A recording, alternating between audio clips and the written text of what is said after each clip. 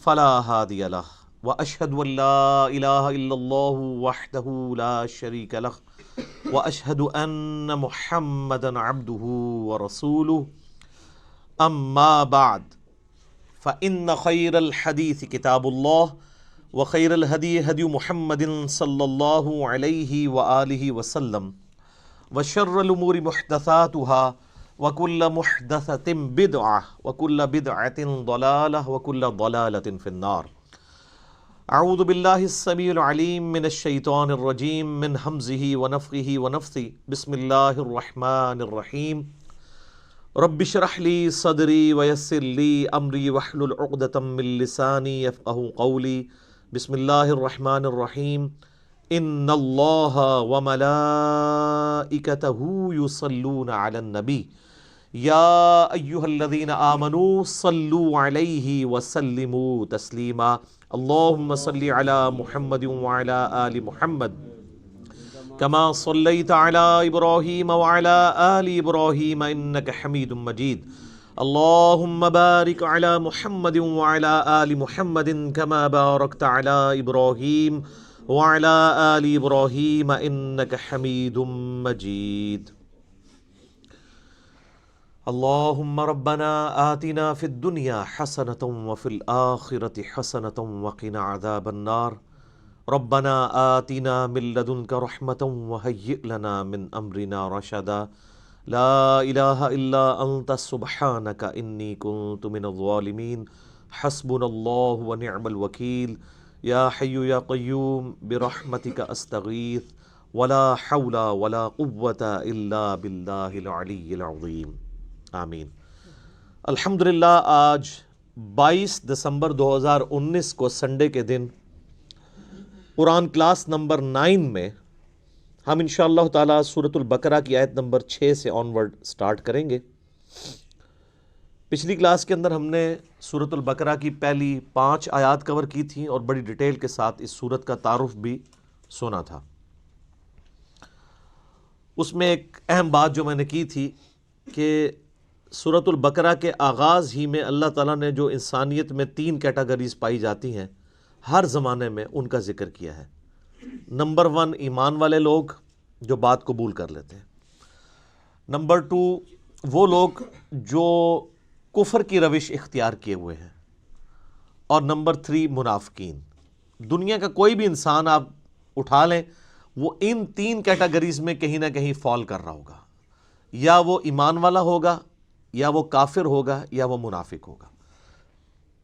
اب منافق میں بھی 2 قسم کے منافق ہیں۔ ایک وہ ہیں جو واقعتاً منافق ہیں، جن کو ہم اعتقادی منافق کہتے ہیں، یعنی اوپر انہوں نے اسلام کا لبادہ اوڑھا ہوا ہے لیکن اندر سے وہ کفر چھپائے ہوئے ہیں اپنے اندر۔ ایسے لوگ بہت خطرناک ہیں، اور ایسے لوگ صرف نبی صلی اللہ علیہ وآلہ وسلم کی مبارک زندگی ہی میں آئیڈینٹیفائی ہو سکتے تھے جب تک وحی کا سلسلہ جاری تھا۔ آج کی ڈیٹ میں ہم کسی کو منافق اعتقاداً تو نہیں کہہ سکتے، ہمیں نہیں پتا کہ اندر سے کوئی کیا ہے، ہم اس کے ظاہر کے اوپر بات کریں گے۔ لہذا یہ معاملہ تو اب قیامت تک کے لیے بین ہو گیا کہ کوئی مسلمان کسی دوسرے مسلمان اہل قبلہ کو، اہل کلمہ کو منافق کہہ دے۔ رہا عملی منافق تو معذرت کے ساتھ مسلمانوں کی اکثریت عملاً منافق ہو چکی ہے، کیونکہ بخاری اور مسلم میں جو منافق کی 4 نشانیاں بیان ہوئی ہیں وہ آلموسٹ میجارٹی مسلمانوں میں پائی جاتی ہیں۔ نمبر 1 بات کرے تو جھوٹ بولے۔ اسی طریقے سے نمبر 2 کبھی اس کا جھگڑا ہو جائے تو گالی گلوچ پہ اترا ہے۔ امانت رکھی جائے تو خیانت کرے۔ تو یہ عملاً پریکٹیکلی مسلمانوں میں منافقت پائی جاتی ہے۔ اس کے باوجود ہم ایسے لوگوں کو بھی منافق نہیں کہیں گے، بلکہ کہیں گے کہ ان کا عمل منافقانہ ہے، عقیدے میں مسلمان ہی ہے۔ تو اس کے لیے ٹرم ڈیوائز کی گئی ہے عملی منافق۔ اچھا، عملی کافر بھی ہو سکتا ہے کوئی مسلمان۔ صحیح مسلم میں 246 نمبر حدیث ہے، بندے کے کفر اور اسلام، شرک اور ایمان کے درمیان فرق نماز ہے۔ نماز نہ پڑھنے والا عقیدے میں اگرچہ مسلمان ہے لیکن عملاً وہ کافر ہے۔ تو بڑا کلیئر کٹ مسئلہ ہے۔ سورہ روم کے اندر آیا نا، وَأَقِیمُوا الصَّلَاةَ وَلَا تَکُونُوا مِنَ الْمُشْرِکِینَ، اور نماز کو قائم کرو اور مشرکین میں شامل نہ ہو. یعنی نماز قائم کرنے والا مسلمان ہے اور نماز کو چھوڑنے والا عملاً تو وہ مشرک ہے، عقیدے مسلمان ہے اس لیے ہم اس کی تکفیر نہیں کریں گے. تو کافر بھی دو قسم کے ہیں، عملاً کافر اور اعتقاداً کافر. اعتقاداً کافر تو ظاہر ہے کہ جو خود اپنے آپ کو کافر بول کے کہہ رہے ہیں کہ ہم اللہ کو، رسول کو، آخرت کو یا قرآن کو نہیں مانتے. وہ ہمارے سامنے کرسچنز ہوں، جوز ہوں، بدھسٹ ہوں، ہندو ہوں. لیکن عملاً جو کافر ہیں مسلمانوں میں، آپ کو پاکستان جو اپنے آپ کو ہم کہتے ہیں جی اسلام کا قلعہ ہے، یہاں پہ بھی اکثریت جو ہے وہ بے نمازی ہے، لیکن پاکستان کے شناختی کارڈ میں وہ مسلمان ہے. اللہ کے ہاں وہ مسلمان نہیں ہے. یہ بڑا خطرناک معاملہ ہے. تو یہ تین کیٹیگریز ہر زمانے میں پائی جاتی ہیں. ایمان والوں کے حوالے سے میں نے پچھلی دفعہ بڑی ڈیٹیل سے ڈسکشن کی تھی. آج اگلی دو کیٹیگریز انشاءاللہ ہم کور کریں گے، اور اس میں بھی آپ حیران ہوں گے کہ کافروں کے بارے میں صرف 2 آیات آئی ہیں، اور اس کے بعد مسلسل کئی آیات منافقین کے بارے میں. ایمان والوں سے متعلق 5 آیات ہیں، کافروں سے متعلق 2 آیات ہیں، 7 ہوئیں. اب اس کے بعد اگر آپ دیکھیں منافقین کا سلسلہ شروع ہوگا آیت نمبر 8 سے لے کر آیت نمبر 20 تک. یہ کتنا خطرناک معاملہ ہے. 13 آیات مسلسل منافقین کے اوپر ہیں، ایمان والوں پر 5، کافروں پر 2، اور باقی 13 آیات جو ہیں وہ منافقین. یعنی یہ منافقت والا جو ایشو ہے یہ بہت کریٹیکل ایشو ہے، اور وہ اس لیے ہے کہ منافقین صرف اعتقادی نہیں ہوتے، عملاً بھی منافق ہوتے ہیں، جو اس وقت پریکٹیکلی مسلمانوں کی اکثریت ہو چکی ہے لیکن ان کو پتہ نہیں ہے. دوسری کیٹیگری، اعوذ باللہ من الشیطان الرجیم، بسم اللہ الرحمن الرحیم. ان الذین کفروا، بے شک وہ لوگ جنہوں نے کفر اختیار کیا، سواء علیہم، ان کے لیے تو برابر ہے، اانذرتہم، کہ آپ صلی اللہ علیہ وآلہ وسلم ان کو آخرت کا ڈر سنائیں، ام لم تنذرہم لا یؤمنون، یا آپ صلی اللہ علیہ وآلہ وسلم انہیں آخرت کا ڈر نہ سنائیں، ان کے لیے برابر ہے. لا یؤمنون، وہ ایمان نہیں لے کر آئیں گے. اچھا، اس کا یہ مطلب نہیں ہے کہ جو کافر ہے اس کو آپ نے تبلیغ نہیں کرنی ہے.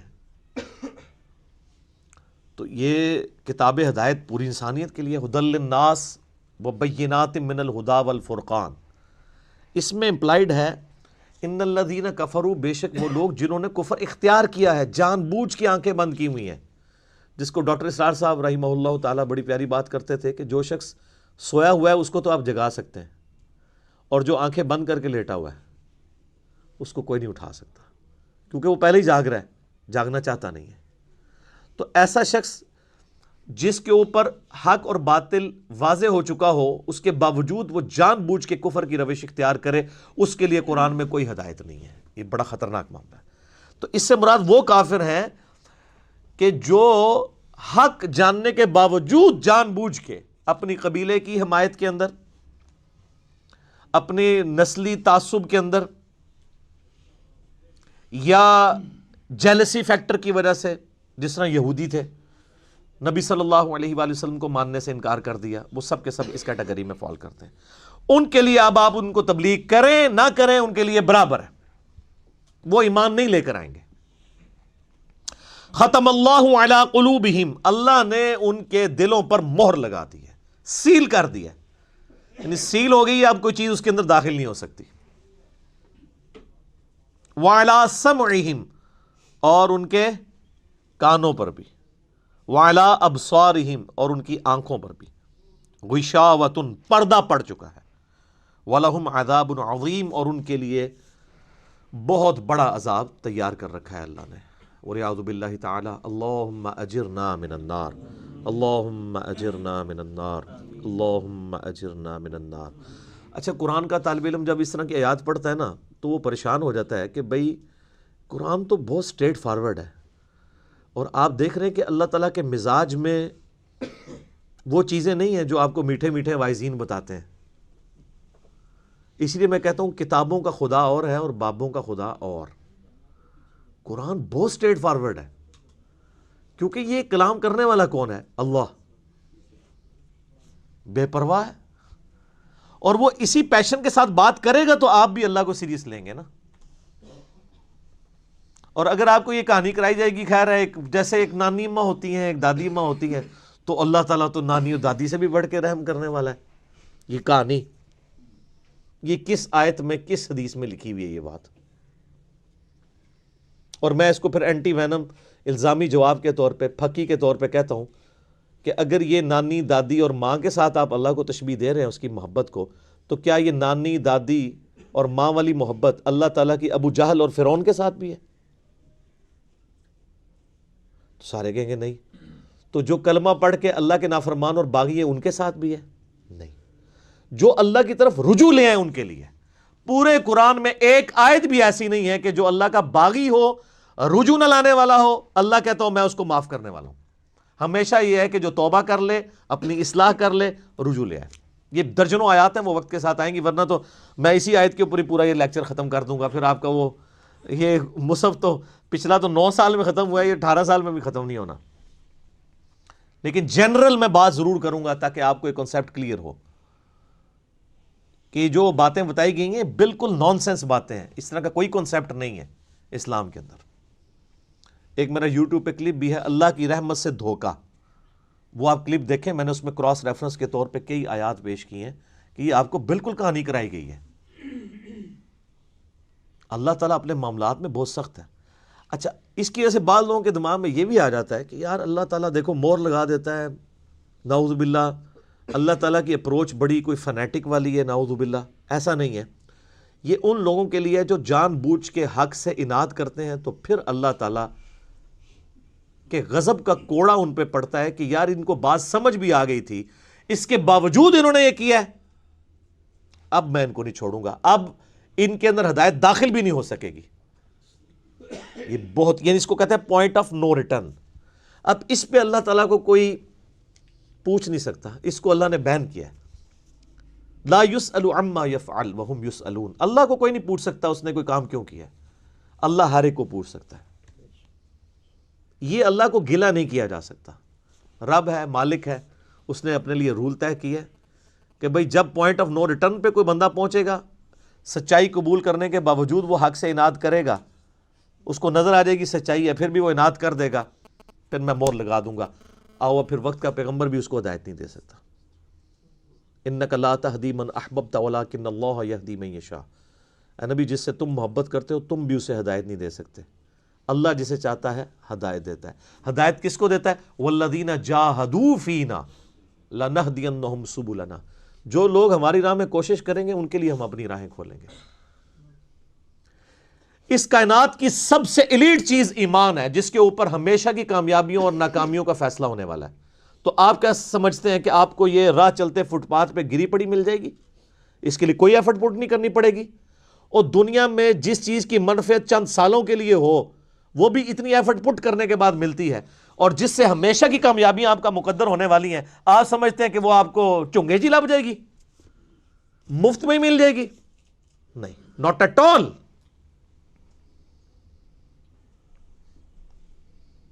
میری وائف نے جب پہلی دفعہ قرآن پڑھا نا شادی کے بعد، میں نے اس کو ایک قرآن کلاس ہوتی تھی رمضان شریف میں، تو میں نے کہا میں بچے وغیرہ میں دیکھوں گا، تم نہ صرف ایک دفعہ قرآن پڑھ لو تاکہ تمہیں پتہ چلے قرآن میں لکھا کیا ہوا ہے. قرآن آپ اکیلے بیٹھ کے تو ظاہر ہے اس طرح نہیں ہے، اب ایک ماحول ہوتا ہے، ایک ڈیکورم ہے، کلاس ہے، جس طرح یہاں لوگ بیٹھے ہیں. تو رمضان میں پورا قرآن اس نے مکمل کیا نا، تو میں نے اس سے پوچھا تم نے کیا یعنی اس سے حاصل کیا؟ اس نے کہا جی اللہ بہت سخت ہے، اور جس خدا کا تعارف ہمیں ہمارے ماں باپ اور یہ معاشرہ کرواتا ہے وہ خدا نہیں ہے جو قرآن میں ہے. اللہ تو اپنے معاملات میں بہت سخت ہے. یہ کتاب انذار ہے، تبشیر اور بشارت ان کے لیے جو بات مانتے ہیں. جو نہیں مانتے ہیں ان کے لیے عذاب کا کوڑا ہے یہ کتاب، کیونکہ اللہ ہے نا. یہ کائنات اس نے اس لیے بنائی ہے کہ آپ جانوروں کی طرح کھائیں پئیں، اولاد پیدا کریں اور مر جائیں. انسان کو اس نے اپنے لیے پیدا کیا ہے، پوری کائنات انسان کے لیے اور انسان کو اپنے لیے. وما خلقت الجن والانس الا لیعبدون. اچھا یہ جو بات ہے نا ختم اللہ علی قلوبہم وعلی سمعہم وعلی ابصارہم، مہر لگا دی ان کے دلوں پر، کانوں پر، آنکھوں پر، پردہ ڈال دیا، اب عذاب ہی ان کو آئے گا. یہ آپ نے اگر بات سمجھنی ہے نا تو آپ پارہ نمبر 7 کے آخری صفحے پہ آ جائیں. سورۃ الانعام میں آیت نمبر ہے 110، 7ویں پارے کی آخری آیت، آپ کے یہ بلو والے قرآن میں 142 نمبر پیج کی آخری آیت 110 نمبر. وَنُقَلِّبُ أَفْئِدَتَهُمْ وَأَبْصَارُهُمْ، ہم پھیر دیتے ہیں ان کے دلوں کو اور ان کی آنکھوں کو، عقل اور ان کی آنکھوں کو، کہ وہ حق بات قبول نہ کریں. حق سے اللہ فرماتا ہے کہ میں ان کو حق سے اندھا کر دیتا ہوں. کما لم یؤمنوا بہ اول مرہ، جس طرح کہ انہوں نے بھی تو پہلی دفعہ جب ان کے اوپر حق کھلا تھا انہوں نے ایمان لانے سے روح گردانی کی تھی نا، اب یہ چاہیں گے بھی نہ تو میں ان کو اسلام کی طرف نہیں آنے دوں گا. وَنَذَرُهُمْ فِي طُغْيَانِهِمْ يَعْمَهُونَ، اور میں ان کو چھوڑ دوں گا اپنی سرکشی میں بھٹکتے پھریں. وَلَوْ أَنَّنَا نَزَّلْنَا إِلَيْهِمُ الْمَلَائِكَةَ، اور اب اگر فرشتے بھی ان کے سامنے نازل ہوں، وَكَلَّمَهُمُ الْمَوْتَ، اور مردے قبروں سے نکل کے ان کے ساتھ بات کرنا شروع کر دیں، وَحَشَرْنَا عَلَيْهِمْ كُلَّ شَيْءٍ قُبُولًا، اور ہر چیز جن کا ان سے وعدہ کیا تھا ان کی آنکھوں کے سامنے آ جائے، قیامت بھی، عذاب بھی، سب کچھ بھی، مَا كَانُوا لِيُؤْمِنُوا، پھر بھی یہ ایمان نہیں لے کے آئیں گے. یہ ہے سر کتابوں کا خدا. یہ نانی اماں، دادی اماں اور ماما نہیں ہے، یہ اللہ ہے. کتنی سختی ہے کہ فرشتے بھی. اب مجھے بتائیں کسی سے مردہ نکل کے قبر سے کہے کہ میری تو پھینٹی لگ گئی ہے، آپ کو تو پوری زندگی نیند نہیں آنی ہے، لیکن اللہ فرما رہا ہے پھر بھی یہ ایمان نہیں لے کے آئیں گے. کر لو جو کر، یہ اللہ کہہ رہا ہے. آمین. الا ان یشاء اللہ، ہاں اگر اللہ ہی چاہے زبردستی کسی کو اس طریقے سے ہدایت دے دے وہ الگ بات ہے. ولیکن اکثرہم یجہلون، لیکن اکثر لوگ جہالت کا شکار ہیں، وہ اپنی وشفل تھنکنگز کے اندر، امانیہم جنہیں کہا گیا، وہ ان میں پھر رہے ہیں، پھرتے رہے. اللہ تعالیٰ اپنے معاملات میں بہت سخت ہے میرے بھائیوں، اللہ کو سیریس لینے کی ضرورت ہے. ظاہر ہے اس کائنات کی ایک ہی حقیقت ہے، وہ اللہ ہے. اگر اس کو کوئی سیریس نہیں لیتا تو اللہ تعالیٰ کے لیے کیا ہے؟ وہ تو اپنے نبی سے 3 دفعہ قرآن میں کہلوا رہا ہے، قل انی اخاف ان عصیت ربی عذاب یوم عظیم.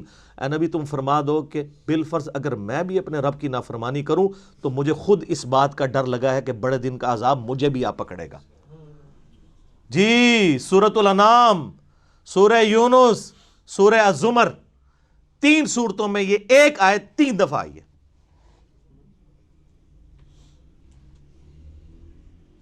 آپ مجھے بتائیں جو آپ کو کہتے ہیں جناب ہم بخشوا لیں گے، ہم اپنے مریدوں کو لے جائیں گے، اور تو انہوں کھنگن نہیں دینا کسی نے ہوتے.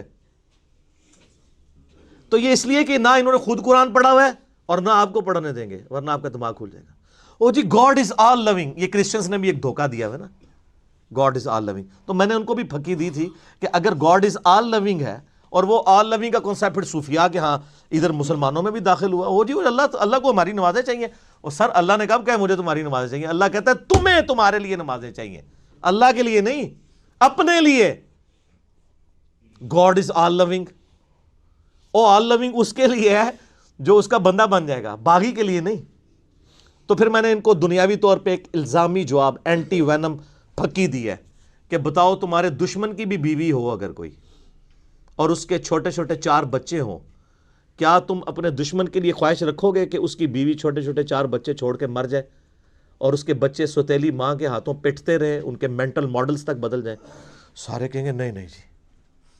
کیوں نہیں؟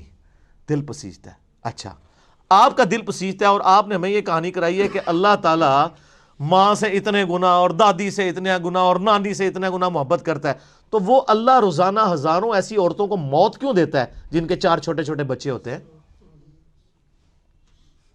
اس پہ ساروں کی زبانیں گنگ ہو جاتی ہیں. اگر وہ آل لونگ ہے کیوں موت دیتا ہے پھر؟ آپ تو اپنے دشمن کی بیوی کو بھی موت نہ دیں، وہ روزانہ ہزاروں ایسی ماؤں کو موت کیوں دیتا ہے جن کے چھوٹے چھوٹے بچے ہوتے ہیں؟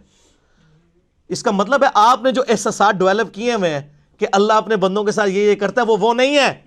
اللہ اپنے احساسات کا اسیر نہیں ہے. اللہ کے وہ جذبات نہیں ہیں جو آپ کے ہوتے ہیں. وہ بے پرواہ ہے. ہاں جو اس کا ہو جائے نا اس کے لیے معاملہ الگ ہے. وہ صحیح بخاری میں حدیث ہے کہ جس نے میرے ولی کے ساتھ دشمنی کی میرا اعلان جنگ ہے اس کے خلاف. اور انسان میرا قرب نہیں حاصل کرتا مگر فرائض کے ذریعے اور نوافل پہ استقامت کے ذریعے اس لیول پہ پہنچ جاتا ہے کہ میں اس کے ہاتھ بن جاتا ہوں جس سے وہ پکڑتا ہے، میں اس کے کان بن جاتا ہوں جس سے وہ سنتا ہے، میں اس کی آنکھیں بن جاتا ہوں جس سے وہ دیکھتا ہے، میں اس کے پاؤں بن جاتا ہوں جس سے وہ چلتا ہے. اچھا ادھر ہی حدیث روک دیتے ہیں صوفیاء اور وہ کہتے ہیں جی وہ خود ہی خدا بن گیا، ایتھوں ہاتھ پائے گا انج ہو جائے گا. وہ آگے پڑھو کیا لکھا ہوا ہے. وہ جب اپنے دشمن کے اگینسٹ مجھ سے پناہ طلب کرتا ہے میں اسے پناہ عطا کرتا ہوں. اگر وہ اللہ ہی سے پناہ طلب کر رہا ہے تو وہ پھر ہاتھ مارنے جو گا تو نا یہ ہاتھ بن جاتا ہوں، پاؤں بن جاتا ہوں، کان بن جاتا ہوں. اس سے مراد یہ کہ اس کا اوڑھنا بچھونا پھر میں ہی بن جاتا ہوں. قل ان صلاتی و نسکی و محیایا و مماتی للہ رب العالمین. اے نبی تم فرما دو بے شک میری نماز، میری قربانی، میرا جینا، میرا مرنا سب اللہ کے لیے. اوڑھنا بچھونا اللہ بن جاتا ہے. اس حدیث کے آگے الفاظ ہیں اللہ تعالیٰ فرماتا ہے مجھے کبھی کسی معاملے میں ہچکچاہٹ نہیں ہوتی سوائے ایک معاملے کے کہ جب مجھے اپنے کسی مومن بندے کو موت دینی پڑتی ہے. اللہ کہتا ہے میں بھی اس پہ ریلیکٹڈ ہوتا ہوں. کیوں؟ میرا بندہ موت کو ناپسند کرتا ہے. ظاہر ہے موت تو کسی کو بھی پسند نہیں ہے. انسان زندہ رہنا چاہتا ہے اور یہ اللہ نے انسان کی کوالٹی رکھی ہے کہ اسے زندہ رہنے کی خواہش ہے. اسی لیے اولیاء اللہ بھی جب خطاب کر رہے ہو نا وہاں پہ سپیکر پھٹ جائے تو وہ بھی یوں کر جاتے ہیں لا حول علیہم ولا ہم یحزنون. کیوں کرتے ہیں؟ یہ نیچرل اللہ نے رکھا ہوا ہے.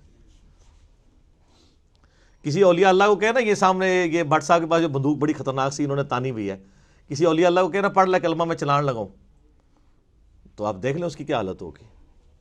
یہ اللہ نے نیچرل رکھا ہوا ہے. موت تو اللہ فرماتا ہے کہ میں بھی ریلیکٹڈ ہوتا ہوں. وہ اپنی موت کو ناپسند کر رہا ہوتا ہے اور میں اسے موت دے کے اپنے پاس لانا چاہتا ہوں. پھر کیا ہوتا ہے؟ پھر تو وہ قرآن پاک میں سورہ حمیم سجدہ میں آیا نا کہ ایسے لوگوں میں پھر فرشتے نازل ہوتے ہیں، ان کو بشارت دیتے ہیں موت کے وقت.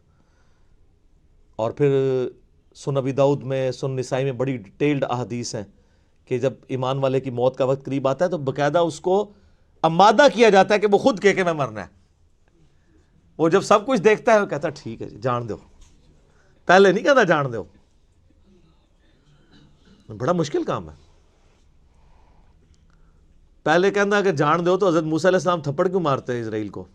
میرا وہ بھی کلپ چڑھا ہے نا بخاری مسلم میں حدیث ہے جو. تو یہ بہت سینسٹیو ایشو ہے. اللہ تعالیٰ کے بارے میں آپ اپنے دماغ کھول لیں یا وہ کتاب کھول رہے ہیں جو بابوں کی لکھی ہوئی نہیں ہے کتاب، یہ اللہ کی نازل کردہ کتاب ہے. اس کو اسی طریقے سے سمجھنا ہے. شروع میں ہی آپ کا کانٹا نکل جائے گا تو آپ کو آگے قرآن سمجھنا آسان ہوگا. اللہ کے مزاج کو سمجھنا ہے آپ نے اور یہ دماغ میں بات طے کر لینی ہے کہ بابوں کا خدا اور ہے اور کتابوں کا خدا اور. یہ آپ جو پڑھ رہے ہیں نا یہ وہ خدا ہے جس کا تعارف محمد رسول اللہ صلی اللہ علیہ وآلہ وسلم نے آپ کو کروایا. یہ وہ خدا ہے جس کا تعارف پیغمبروں نے کروایا اور پیغمبروں نے ان کتابوں کے ذریعے کروایا جو اللہ نے ان پہ نازل کی تھی. یہ مولانا روم کے مثنوی شریف والا خدا نہیں ہے، یہ قرآن شریف والا خدا ہے. ٹھیک ہے. وہ کہتے ہیں وہ مثنوی مولانا روم جو ہے وہ فارسی کا قرآن ہے. استغفر اللہ تو بولی ایڈیاں کہانیاں، ایڈے جھوٹ، اتنی انبیاء کی گستاخانہ واقعات اس کے اندر ہیں اور اس کو کہتے ہیں فارسی کا قرآن ہے. سر فارسی کا قرآن وہی ہوگا جو قرآن کا ترجمہ فارسی میں شاہ ولی اللہ دہلوی نے کیا ہوا ہے. ٹھیک ہے. باقی وہ کہانیاں لکھتا رہے وہ قرآن نہیں بنتا. تو یہ ساری میں نے گفتگو شروع میں ہی کانٹا نکال دیا. وَمِنَ النَّاسِ مَن يَقُولُ آمَنَّا. لو جی اب منافقین کا یعنی اکثر مسلمانوں کا جو عملاً منافق ہو چکے ہیں وَلِعَوْذُ بِاللَّهِ تعالی. اللہم انی اعوذ بک من النفاق. آمین. وَمِنَ النَّاسِ مَن يَقُولُ آمَنَّا. اور لوگوں میں ایسے بھی لوگ ہیں جو کہتے ہیں ہم ایمان لائے باللہ وبالیوم الآخر، اللہ ہی پر بھی، اللہ پر بھی ایمان لائے اور آخرت کے دن پر بھی. وَمَا هُم بِمُؤْمِنِينَ. لیکن وہ مومن نہیں ہے. ایمان لے بھی آئے مومن نہیں ہے. سر کتنا جاہ و جلال ہے انسان پریشان نہیں ہو جاتا؟ پہلے اللہ تعالیٰ کہہ رہا ہے کہ جو کفر کیے ہوئے ہیں ان کو سمجھاؤ تب بھی ایمان نہیں لے کے آئیں گے، موریں لگ گئی ہیں۔ اب جو بیچارے ایمان لا رہے ہیں ان کے بارے میں اللہ کہہ رہا ہے یہ ایمان نہیں لائے، کیا ہو گیا؟ یخادعون اللہ والذین آمنوا، یہ تو فریب دینا چاہتے ہیں اللہ کو بھی اور ایمان والوں کو بھی، یعنی اوپر سے کلمہ پڑے ہوئے ہیں دب کے۔ یہ اسپیسیفکلی یہودی علماء اور ان کے فالورز کے بارے میں تھا، اسلام کے روب کی وجہ سے دب گئے۔ آپ کو پتہ ہے نا، اوس اور خزرج یہ دو قبیلے تھے مشرکین عرب کے مدینہ شریف میں جو آباد تھے، اور دونوں کے سردار مسلمان ہو گئے تھے۔ اوس کے سردار تھے سیدنا سعد ابن معاذ رضی اللہ تعالیٰ عنہ، اور خزرج کے سردار تھے سیدنا سعد ابن عبادہ رضی اللہ تعالیٰ عنہ۔ تو اس کی وجہ سے ان کے پورے پورے قبیلے مسلمان ہو گئے۔ اچھا، یہ علمی طور پہ تو اتنے ساؤنڈ نہیں تھے، امی تھے، ان پڑھ تھے، لیکن جنگجو بہت تھے۔ اور دوسری طرف یہودی بزدل تھے لیکن علم والے تھے۔ ان کی آپس میں اسلام سے پہلے جنگیں ہوتی تھیں، جب کبھی اوس اور خزرج سے یہ مار کھاتے تھے کیونکہ وہ تو جنگجو لوگ تھے، تو یہودی کہتے تھے اب تو تم ہمیں مارتے ہو، لیکن جب وہ آخری پیغمبر آئیں گے نا ان کے ساتھ مل کے، یہ بھی ذکر آ جائے گا سورۃ الانعام میں، اسی سورہ البقرہ میں 89 نمبر آیت میں، تو جب وہ پیغمبر آئیں گے نا تو پھر ہم ان کے ساتھ مل کے جہاد کریں گے، پھر ہم پوری دنیا کے اوپر اللہ کا ڈنکا بجائیں گے۔ آج تو تم مشرکین ہم پہ غالب آتے ہو نا، لیکن ایک دن آئے گا کہ ہم تم پہ غلبہ پائیں گے۔ یہ وہ دھمکی یہودی لگایا کرتے تھے اوس اور خزرج کو، لیکن اللہ کا کرنا دیکھے سر، جب وہ آخری پیغمبر آئے تو سب سے پہلے کفر کیا انہی یہودیوں نے جو تڑی لگایا کرتے تھے، اور سب سے پہلے ایمان انہی اوس اور خزرج نے قبول کر لیا جن کو وہ تڑی لگایا کرتے تھے۔ اوس اور خزرج جب حج کے لیے پہنچے نا تو ان میں سے کچھ لوگ نے آبزرو کیا، ان کا یار یہ وہی پیغمبر لگتے ہیں جن کے بارے میں ہمیں تڑی لگائی جاتی تھی، اس سے پہلے کہ یہودی ایمان لے آئیں تم ہی ان پر ایمان لے آؤ، اور اللہ نے انہیں دنیا کا امام بنا دیا، اور وہ وہیں کے وہیں پڑے رہ گئے۔ اس کا مطلب ہے کہ اگر آپ کے پاس علم بھی ہے، نالج بھی ہے، لیکن آپ ہٹ درم ہے، آپ کے اندر وقت کا پیغمبر بھی آ جائے آپ کو کوئی فائدہ نہیں ہونا۔ اور اگر آپ چٹے ان پڑھ ہیں، جاہل ہیں، لیکن حق قبول کرنے کا مادہ موجود ہے، تو سر آج بھی آپ کے لیے ہدایت لکھی ہوئی ہے۔ تو اوس اور خزرج نے اسلام قبول کر لیا، لیکن نبی علیہ السلام کی جو ہجرت مدینہ سے جسٹ پہلے اوس اور خزرج ایک یہودی عبداللہ ابن ابی کے اوپر متفق ہو چکے ہوئے تھے کہ اس کو ہم نے مدینہ کا سردار بنانا ہے، لیکن اللہ کی کرنی ہوئی کہ وہ دو جہاں کا سردار ہجرت کر کے مدینہ شریف آ گیا صلی اللہ علیہ وآلہ وسلم۔ تو ظاہر ہے وہ پیغمبر بھی تھے، پولیٹیکل لیڈر بھی تھے، اور دینی لیڈر بھی تھے، تو عبداللہ ابن ابی کو کس نے پھر پوچھنا تھا؟ تو اس لیے اس کے دل میں یہ قلق تھا، تو اس نے پھر اس کا حل یہی سوچا کہ اب چونکہ منافق بزدل ہوتا ہے، منافق کی پہلی نشانی بزدل ہونا ہے، بزدل ہوتا ہے جبھی تو وہ حق بات قبول نہیں کرتا، دونوں پارٹیوں کو خوش رکھتا ہے۔ نفق عربی میں کہتے ہیں سرنگ کو، سرنگ کے دو حصے ہوتے ہیں نا، دونوں طرف نکلے ہوئے ہوتے ہیں، یعنی ادھر جب جائے گا تو کافروں کو خوش کرے گا، اسی تواڈے نال ہاں جی، مسلمانوں کے پاس جائے گا تو مسلمانوں کو خوش کرے گا۔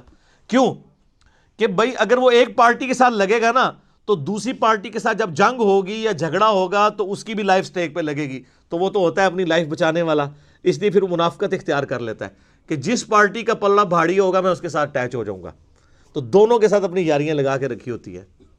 جیسے یہاں پہ بھی ہمارے کئی بڑوں نے باہر یاریاں لگائی ہوتی ہیں، جب ادھر پٹتے ہیں تو فوراً جناب ریٹائر ہونے کی دیر ہے تو ٹکٹ کٹا کے باہر، آپ ادھر دیکھتے رہیں۔ ہاں جب وہ ادھر ہوتے ہیں تو آپ ان کی ماشاءاللہ حب الوطنی کے اوپر تقریریں سن لیں، امت کا جناب لگتا ہے پوری پاکستانی قوم کا درد ان کے دل کے اندر ہے، بعد میں پتہ نہیں کدھر قوم گئی کدھر گئی کوئی چیز، سب کا سب فارغ ہو جاتا ہے۔ تو یہ منافق بزدل ہوتا ہے۔ تو عبداللہ ابن ابی نے اوپر سے کلمہ پڑھ لیا۔ یہ نبی علیہ السلام کی مبارک زندگی کا سب سے نٹوریس کریکٹر تھا، جو شروع سے لے کے آخر تک آپ کے لیے ایک ذہنی جو ہے وہ تکلیف کا باعث بنا۔ غزوہ تبوک کے بھی بعد یہ مرا ہے، یعنی آپ علیہ السلام کی دنیا سے تشریف لے جانے سے کچھ عرصہ پہلے اس کو موت آئی ہے۔ پوری زندگی یہ تکلیف آپ کو اس کی وجہ سے اٹھانی پڑی ہے۔ وہ تو آگے سورہ توبہ آئے گی تو پھر اس کا ذکر تو چلے گا. اتنا ذکر تو آپ ابو جہل کا، ابو لہب کا اور ابو سفیان کا جو بعد میں مسلمان ہو گئے تھے رضی اللہ تعالیٰ عنہ، ان کا نہیں چلے گا جتنا عبداللہ ابن ابی کا. تو اس نے دیکھا کہ اچھا یار یہ تو اب پھر میں پھنس جاؤں گا، بہتر یہ ہے کہ میں بھی کلمہ پڑھ لیتا ہوں. اور صرف کلمہ نہیں پڑھا، کھڑپینچی بھی شروع کر دی. جمعے والے دن مسجد میں پہلے آ جانا اور ادھر ادھر صفحے سیدھی کرانا، یہ وہ جس طرح ہوتا ہے نا کوئی لوگوں کو کھڑپینچی کا شوق ہوتا ہے. تو یہ کام اس نے شروع کیے، لیکن اندر سے اسلام کی جڑیں کاٹی. ایسا کریکٹر تھا. تو اللہ تعالیٰ نے فرمایا کہ یہ اصل میں یہ چاہ رہے ہیں کہ اللہ کو دھوکہ دیں. اللہ کو کیا دھوکہ دینا ہے؟ یہ نہ اللہ کو دھوکہ دے سکتے ہیں نہ ایمان والوں کو. وما یخدعون الا انفسہم، یہ تو اپنے آپ کو دھوکہ دے رہے ہیں. اور اس سے بڑا کیا ظلم ہوا ہے ان کے اوپر؟ خود انہوں نے کیا. وما یشعرون، انہیں شعور بھی نہیں ہے کہ یہ تو اپنے آپ کو دھوکہ دے رہے ہیں. اپنے آپ کو کیوں دے رہے ہیں؟ آخرت برباد کر رہے ہیں. ہمیشہ کی ناکامیاں ان کا مقدر ہونے والی ہیں. ہٹ درمی اور ضد کی وجہ سے انہوں نے حق کی دعوت قبول نہیں کی ہے. پہلے تڑی لگاتے تھے، بعد میں رہ گئے. ادھر بھی اس طرح ہی ہوتا ہے نا جناب. آپ دیکھ رہے ہوتے ہیں یہ جب کوئی گستاخانہ کارٹون فلموں کا مسئلہ، کوئی اس طرح کے ایشو اٹھتے ہیں تو آپ کو ماشاءاللہ جو لوگ توڑ پھوڑ کرتے ہوئے سڑکوں کے اوپر گاڑیاں جلاتے ہوئے نظر آتے ہیں نا، پریکٹیکل ان کی لائف یہ ہوتی ہے. ان کو پوچھیں تو ان میں سے کئی لوگ جمعے کی نماز بھی نہیں پڑھتے ہوتے، کیونکہ یہ کام کرنا بہت آسان ہے. اور معذرت کے ساتھ منافقین پھر بھی ان سے بہتر تھے. رکھ رکھاؤ کے لیے نمازیں وہ پڑھتے تھے. صحیح مسلم شریف میں حدیث ہے، عبداللہ ابن مسعود کہتے ہیں کہ نبی علیہ السلام کے مبارک زمانے میں اگر کوئی بیمار آدمی بھی ہوتا اور 2 بندوں کے سہارے وہ مسجد میں آ کے جماعت سے نماز پڑھ سکتا ہوتا تھا تو 2 بندوں سے گھسٹتا ہوا مسجد میں آتا تھا کہ اسے منافق نہ شمار کر لیا جائے کہ یہ نماز گھر پڑھتا ہے. تو منافق بھی ماشاء اللہ تعالیٰ تکبیر اولیٰ کے ساتھ نماز پڑھا کرتے تھے. تو آپ مجھے بتائیں اس زمانے کے منافقین اور آج کے منافقین میں سے پریکٹیکلی ظاہر کے اعتبار سے کون سے بہتر منافق ہیں؟ وہ والا ہی.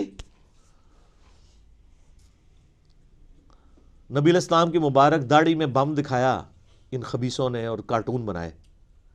کتنے مسلمان نوجوان ہیں جنہوں نے توڑ پھوڑ کی بجائے کہا کہ جی انہوں نے داڑھی میں بم دکھایا، لو جی آج ہم داڑھی کی نیت کرتے ہیں، نال ٹھوس. تو یہ ساری جذباتی ڈاکٹرین ہے.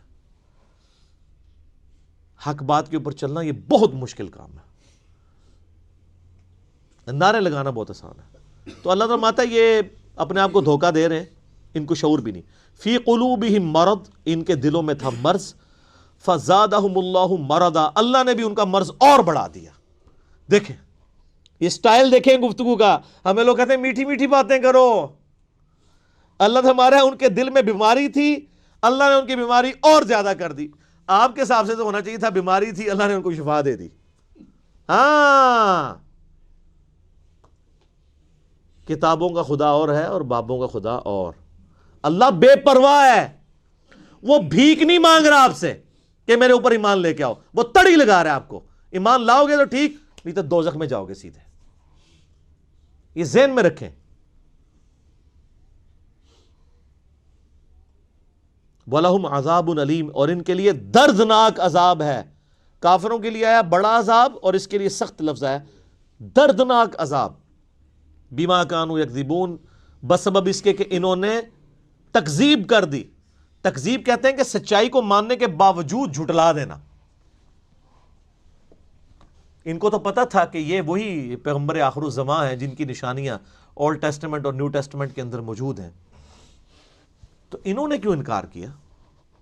اچھا دیکھ لیں، اللہ تعالیٰ بھی امیین پہ اور جو اہل علم ہے ان میں غصہ میں فرق کرتا ہے. ان کے اوپر کیوں غصہ زیادہ ہے؟ یہ مولوی تھے، یہ دونوں سارا کے علماء تھے نا. یہ ان کی پبلک کی تو بات نہیں ہو رہی ہے نا، کہ ان کو تو پتا تھا کہ یہ وہی نبی ہیں. انہوں نے کیوں نہیں بات قبول کی ہے؟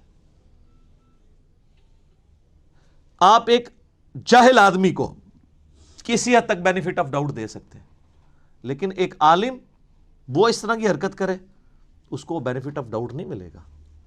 کیوں؟ وہ عزت بھی تو عام بندے سے زیادہ ویل کر رہا ہے نا.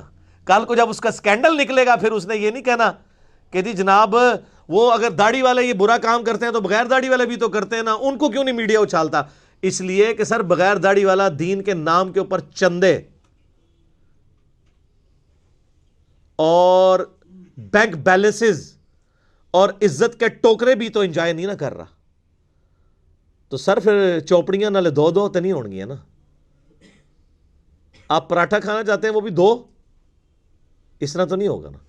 تو دین کے نام کے اوپر جب آپ کھا رہے ہیں تو سر پھر جب آپ دین کے لیے دھبا بنیں گے تو آپ کی بے عزتی دوسرے لوگوں کی نسبت زیادہ ہی ہوگی. یہ لاجیکل ہے. اور سر قرآن میں تو سورۃ الاحزاب میں ہے، نبی کی بیوی ہو تم عام عورتوں کی طرح نہیں ہو، اگر تم نے بے حیائی کی تمہیں دگنا عذاب دیا جائے گا. کیوں؟ سٹیٹس ایسا ہے، تو تمہارا سٹیٹس بھی ایسا ہی ہے. وَإِذَا قِيلَ لَهُمْ لَا تُفْسِدُوا فِي الْأَرْضِ، اور جب ان سے کہا جاتا ہے کہ مت فساد کرو زمین میں، قَالُوا إِنَّمَا نَحْنُ مُصْلِحُونَ، وہ کہتے ہیں ہم تو صرف اصلاح کا ارادہ رکھتے ہیں. یعنی یہ اللہ کہہ رہا ہے یہ فساد کر رہے ہیں. کیوں فساد یہ کر رہے ہیں؟ کہ اوپر سے ایمان قبول کیا ہوا ہے، ایمان والوں کو دھوکہ دے رہے ہیں، کافروں کے ساتھ بھی پینگیں بڑھائی ہوئی ہیں اور اندر سے جڑیں کاٹ رہے ہیں، اور کل کو جب جہاد کا موقع آئے گا تو یہ جو ہے وہ حصہ نہیں لیں گے. اور یہی ہوا ہے، آپ دیکھ لیں غزوہ احد کے اندر 700 لوگ لے کے وہ علادہ ہو گیا تھا عبداللہ ابن ابی، 300 لوگ لے کے. ٹھیک ہے جی.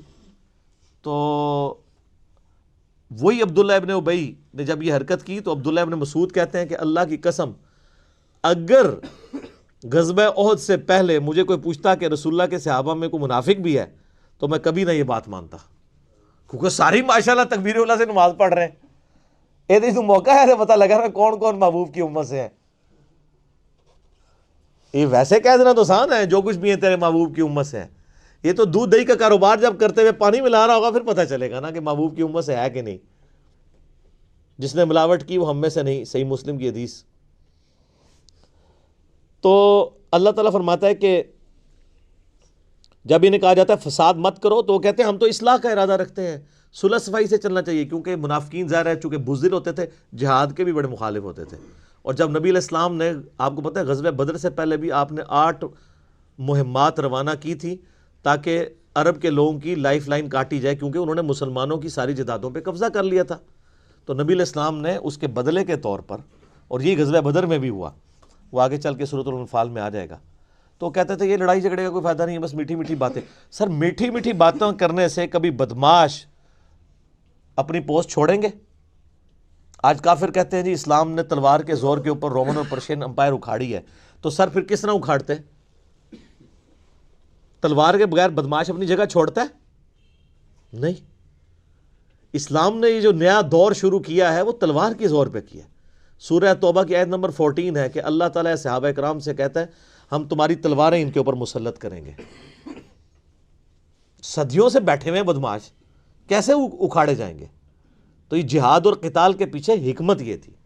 لیکن آج جہاد اور قتال یہ ہے کہ وہ مسلمانوں کو اکھاڑنے کے لیے استعمال ہو رہا ہے. ایک مسلمان دوسرے کا گلا کاٹ رہا ہے جہاد کے نام کے اوپر. سر آپ دیکھتے نہیں پچھلے 30-40 سالوں میں سعودیہ اور ایران کی پراکسی وار میں جو کچھ ہمارے ملک کے اندر ہوا ہے، اور وہ آج تک ہم اس چنگل سے باہر نہیں نکل سکے. تو کہتے ہیں ہم تو اصلاح کا ارادہ رکھتے ہیں. الا انہم هم المفسدون، آگاہ ہو جاؤ یہی فسادی ہیں، ولکن لا یشعرون، لیکن انہیں شعور نہیں ہے. اللہ فرما رہا ہے یہ فسادی خود ہیں لیکن انہیں پتہ بھی نہیں ہے. اس سے بڑا ان کے ساتھ ہاتھ ہو گیا کہ ان کو پتہ بھی نہیں کہ توبہ و توفیق بھی نہیں ہوگی. وَإِذَا قِيلَ لَهُمْ آمِنُوا، اور جب انہیں کہا جاتا ہے کہ ایمان لے آؤ، کما آمن الناس، جس طرح کے باقی لوگ ایمان لے کے آئے ہیں جو کامل الایمان مومن ہیں مہاجرین اور انصار میں سے صحابہ کرام، جس طرح وہ ایمان لے کر آئے تم بھی اسی طرح کا ایمان لے آؤ. قالوا انؤمن کما آمن السفہاء، وہ کہتے ہیں ہم ان بیوقوفوں کی طرح ایمان لے آئیں. ان کو تو نہ اپنے بیوی بچوں کی پرواہ ہے، نہ ان کو اپنی کوئی زندگی عزیز ہے.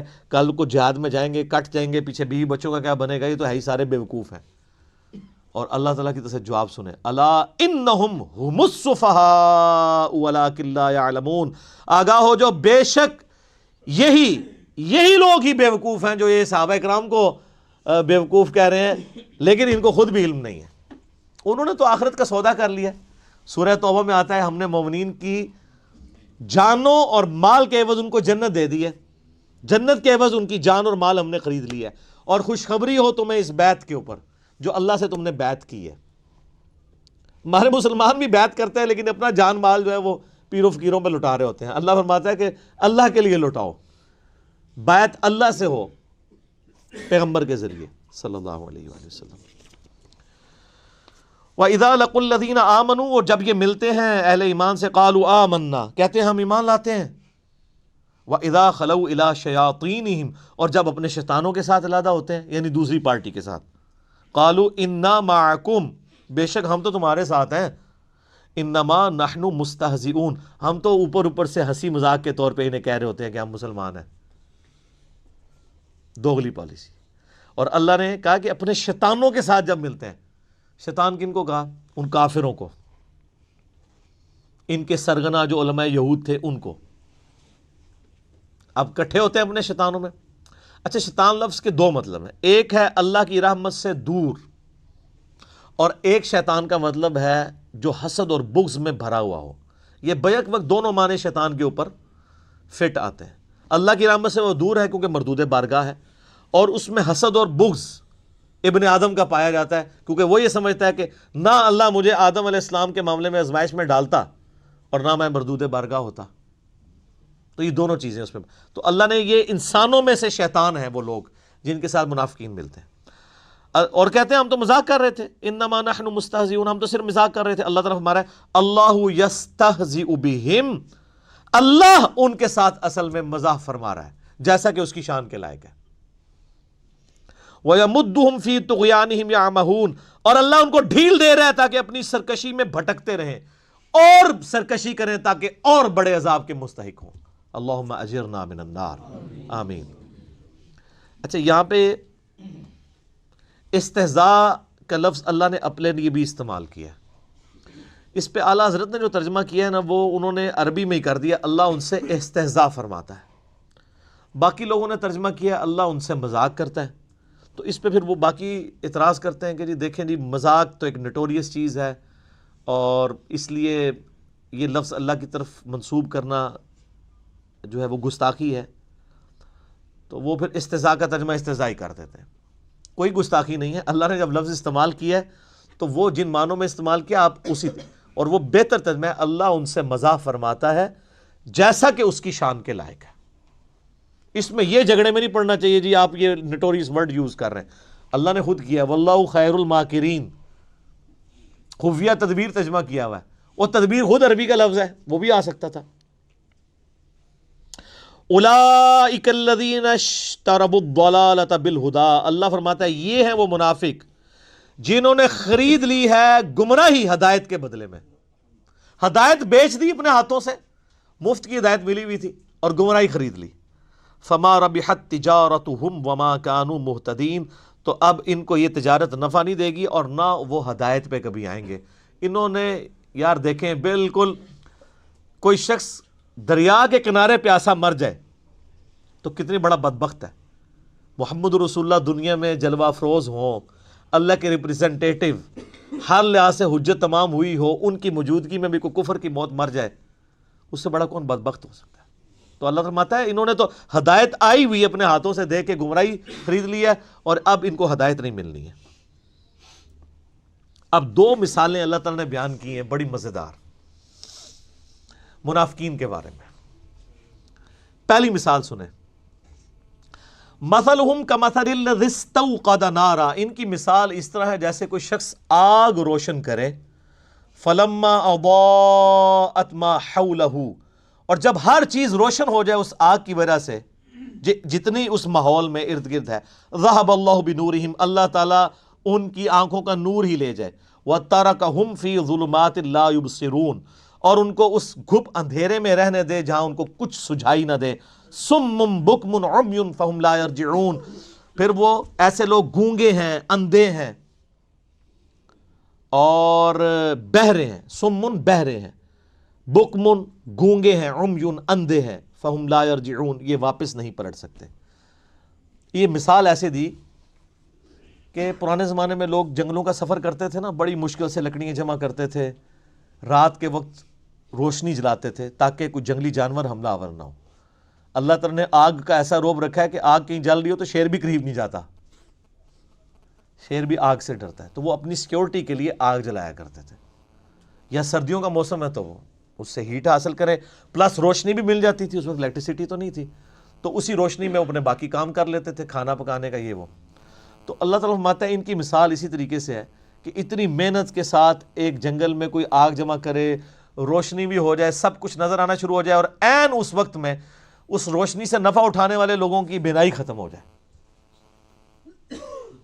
ان کی بصارت چلی جائے، ان کی سننے کی صلاحیت چلی جائے، اندھے ہو جائیں، بہرے ہو جائیں، گونگے ہو جائیں، تو کتنے بدبخت ہیں کہ اب ہر فیسلٹی سامنے موجود تھی، اس سے نفع اٹھانے کی بجائے ان کی اپنی ساری کوالٹیز جاتی رہیں۔ یہی ہوا ہے منافقین کے ساتھ کہ اللہ تعالیٰ نے محمد رسول اللہ صلی اللہ علیہ وآلہ وسلم کے ذریعے توحید کی شمع روشن کی، بالکل جب ہر چیز واضح نظر آ گئی کہ یہ وہی پیغمبر ہے جن کی نشانیاں تورات اور انجیل کے اندر موجود ہے، اور عین جب ٹائم آیا کہ یہی یہودی جو تڑی لگایا کرتے تھے اوس اور خزرج کو، یہ اسلام قبول کرتے، عین ٹائم پہ انہوں نے انکار کیا اور اللہ کے عذاب کا کوڑا ان پہ برسا کہ ان کی آنکھوں کی بینائی چلی گئی۔ اب محمد رسول اللہ صلی اللہ علیہ وآلہ وسلم ایک روشنی کا مینار سامنے موجود ہیں، لیکن یہ اتنے بدبخت ہیں کہ ان کی بینائی جا چکی ہے، ان کو دیکھ کے بھی اب ایمان قبول نہیں کریں گے۔ وہ جو میں نے پہلے آیات پڑھی تھی، وَلَوْ أَنَّنَا نَزَّلْنَا إِلَيْهِمُ الْمَلَائِكَةَ، سر یہ کوئی اللہ تعالیٰ کا تعارف ہوا ہے آپ لوگوں کو؟ یہ کون سا خدا ہے؟ اور یہ پہلے صفحے پہ ہے، یہ نہیں ہے کہ 50 صفحے پڑھنے تو بعد کہتے ہیں پہلے میٹھی میٹھی باتیں کریں نا پھر کڑوی باتیں کریں، نہ میٹھی باتوں سے کبھی بات سمجھ نہیں آتی ہے۔ دوسری مثال، او کصیب من السماء فیہ ظلمات ورعد، یا پھر ان کی مثال ایسی ہے کہ آسمان سے بادلوں سے می برس رہا ہو، بڑی تیز بارش ہو رہی ہو، فیہ ظلمات ورعد وبرق، اور اس بارش کے موسم کے اندر اندھیرا بھی چھایا ہوا ہو کالے بادلوں کی وجہ سے، اور گرج بھی ہو، اور بجلی بھی چمک رہی ہو، یعنی ایک طوفانی موسم ہو۔ یجعلون اصابعہم فی آذانہم من الصواعق حذر الموت، اور ٹھونستے ہیں یہ لوگ اپنی انگلیاں اپنے کانوں میں کڑک کے باعث موت کے ڈر سے۔ واللہ محیط بالکافرین، حالانکہ اللہ ایسے کافروں کو گھیرے ہوئے ہے۔ یکاد البرق یخطف ابصارہم، قریب ہے کہ بجلی اچک لے ان کی بینائی کو۔ کلما اضاء لہم مشوا فیہ، جب کبھی وہ بجلی چمکتی ہے تو اس بجلی کی چمک کی وجہ سے وہ روشنی جو آتی ہے اس روشنی میں چلنا شروع کر دیتے ہیں، کیونکہ گپ اندھیرا ہے کالے بادلوں کی وجہ سے، دن کے وقت بھی ہو جاتا ہے رات کے وقت بھی، اس روشنی کے سے تھوڑا سا راستہ نظر آتا ہے تو چلنا شروع کرتے ہیں۔ وَإِذَا أَظْلَمَ، اور جب وہ اس پہ اندھیرا چاہتا ہے، علیہم، اس پر، ان پر، قاموا، تو کھڑے ہو جاتے ہیں۔ وَلَوْ شَاءَ اللَّهُ لَذَهَبَ بِسَمْعِهِمْ وَأَبْصَارِهِمْ، اور اگر اللہ چاہتا تو ان کی سماعت بھی لے جاتا اور ان کی بصارت بھی، کانوں اور آنکھوں سے انہیں محروم کر دیتا۔ ان اللہ علی کل شیء قدیر، بے شک اللہ تعالی ہر چیز کے اوپر قدرت رکھتا ہے۔ یہ بڑی امپورٹنٹ مثال ہے۔ اللہ تعالیٰ نے مثال دی ہے کہ منافقین جو ہے نا وہ دین پہ کنارے کنارے چلتے ہیں۔ سورہ حج میں بھی آیت ہے کہ یہ کنارے کنارے چلتے ہیں، جس طرح آج کل مسلمانوں کی اکثریت ہے۔ اگر کوئی نوجوان بچہ دین کے اوپر چلنا شروع کرتا ہے، وہ کہتے ہیں یار کیا تو نے جوانی میں روگ لگا لیا ہے، داڑھی رکھنی کو ضروری ہے، بس اپنی چپ کر کے نماز پڑھو۔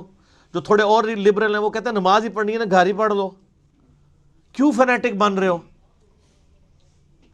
حالات و واقعات جب فیور میں ہو تو سب ٹھیک، جیسے ہی مشکل آئے تو ساتھ ہی وضو ٹوٹ گیا۔ تو منافقین کے بارے میں بھی اللہ تعالیٰ ہمارے ان کی مثال ایسی ہے کہ یہ اللہ تعالیٰ کی طرف سے می برس رہا ہے، اللہ کی رحمت کا، نبی علیہ السلام کی موجودگی ہے، اللہ کی طرف سے وحی آسمان سے نازل ہو رہی ہے، لیکن یہ وحی خالی وحی نہیں آ رہی ہے، اس کے ساتھ پھر جہاد کی اور قتال کی تکلیفیں بھی جڑی ہوئی ہیں، معاشرے کی جو پابندیاں ہیں وہ بھی جڑی ہوئی ہیں، باپ کو بیٹے سے الگ ہونا پڑے گا، بھائی کو بھائی سے الگ ہونا پڑے گا۔ اب یہ منافقین کا حال یہ ہے، چونکہ یہ تو دنیا دار ہوتے ہیں، جب ان کے اوپر کوئی مصیبت آتی ہے نا تو ٹھٹک کے کھڑے ہو جاتے ہیں، دین پہ چلنے سے انکار کر دیتے ہیں، اور جب حالات سازگار ہوتے ہیں تو چلنا شروع کر دیتے ہیں۔ تو یہ مذبذبین بین ذالک، اس کے درمیان یہ اوسیلیٹ کرتے رہتے ہیں، حالات سازگار ہوں تو دین پہ چلیں گے، اور جیسے ہی مشکل وقت آئے گا ٹھٹک کے کھڑے ہو جائیں گے۔ تو یہی اکثر لوگ کرتے ہیں۔ یہ دین کے معاملات اب آپ دیکھ لیں، جب دین پہ چلنا آسان ہو تو سارے بڑے خوش ہیں، جب دین کے اوپر چلنا مشکل ہو جائے تو بڑے بڑے ایمان والوں کے بھی وضو ٹوٹ جاتے ہیں. تو منافقین کا بھی یہی حال تھا. وہ آپ آگے چل کے دیکھیں گے جہاد کے اندر بھاگتے تھے اور جب کبھی کامیابی ہو جاتی تھی کہتے تھے مال غنیمت میں سے ہمیں بھی حصہ دیں, ہم نے بھی جانا ہی تھا, بس وہ کوئی مجبوری ایسی ہو گئی. اور جب کبھی مسلمان شہید ہو جاتے ہیں جس طرح غزوہ احد کے اندر ہوا تو پھر اکیلے کہتے ہیں شکر ہے اسی پہلے ہی نہیں نال گئے. یہ سیم کریکٹر آج بھی مسلمانوں کے اندر موجود ہے, دین پہ کنارے کنارے. اور اس میں معذرت کے ساتھ سب سے بڑے مجرم ہمارے ماں باپ ہیں, اور ان کے ماں باپ اور ان کے ماں باپ, جنہوں نے ہمیں بابوں کا دین دیا, کتابوں کا دین نہیں بتایا. اور اس سے بڑے مجرم آج کل کے وہ وائزین ہیں جو آپ کو یہ کہانیاں کراتے ہیں کہ آپ دین پہ چلیں تو انشاءاللہ سارے مسئلے حل ہو جائیں گے. سر یہ قرآن کی کس آیت میں لکھا ہوا ہے دین پہ چلنے سے آپ کے سارے مسئلے حل ہو جائیں گے؟ تو صحابہ کرام کے تو مسئلے کوئی نہیں حل ہوئے, ان کو تو جنگوں کی تکلیفوں سے گزرنا پڑا. ابو عبیدہ ابن جرح جنہوں نے یرموک کے اندر رومن امپائر کو گرایا ہے, وہ تو طاعون کے مرض میں پھوڑوں پورے جسم میں پھوڑے نکلے اور اسی حالت میں دنیا سے وہ گئے ہیں. ان کی تو تکلیفیں کوئی نہیں, ان کو دعائیں نہیں آتی تھیں, ان کو وظیفے نہیں آتے تھے. اللہ کے محبوب صلی اللہ علیہ وآلہ وسلم کو اپنی 3 جوان بیٹیاں اپنی زندگی میں دفنانی پڑی. چوتھی کے بارے میں بتا دیا گیا یہ بھی آپ کی وفات کے 6 مہینے کے بعد فوت ہو جائے گی. 4 بیٹے بچپن میں فوت ہو گئے, 2 بیٹیوں کو ایک ہی دن طلاق ہو گئی. تو اللہ کے نبی کی مشکلات کیا دنیاوی آسان ہو گئی تھی؟ صحابہ کرام کی دنیا میں کیا تکلیف آسان ہو گئی تھی؟ تکلیف جھیلنا آسان ہوگا, تکلیفیں کو نہیں ختم ہونی. ایک کنو کاٹ لو گال,